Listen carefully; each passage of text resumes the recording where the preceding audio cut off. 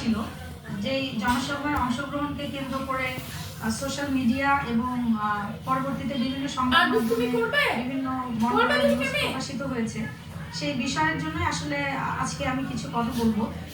আসলে যেটা মিডিয়াতে এসেছে সেটা এবং বাস্তবতার মাঝে কিছুটা ফারাক রয়েছে।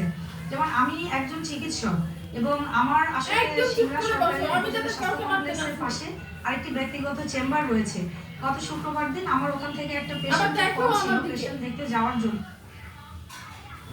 একদম চোখ নিচে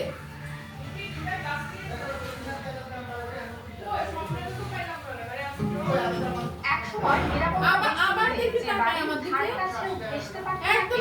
সেই বাড়ি এখন পরিণত হয়েছে পার্কে। দিনের বেলা জনসাধারণ চাইলেই সেখানে যাতায়াত করতে পারছেন, শিশুরা খেলাধুলা করছে বাড়ির আশপাশে। তবে রাতের বেলা দেখা যায় ভিন্ন এক চিত্র। চারিদিক অন্ধকার হতেই সেই বাড়ি পরিণত হয় পতিতা এবং মাদক সেবীদের আড্ডাখানায়। এমনটাই অভিযোগ করেছেন এলাকাবাসী। বলছি সাবেক প্রধানমন্ত্রী শেখ হাসিনার বোন শেখ রেহানার বাংলো বাড়িটির কথা।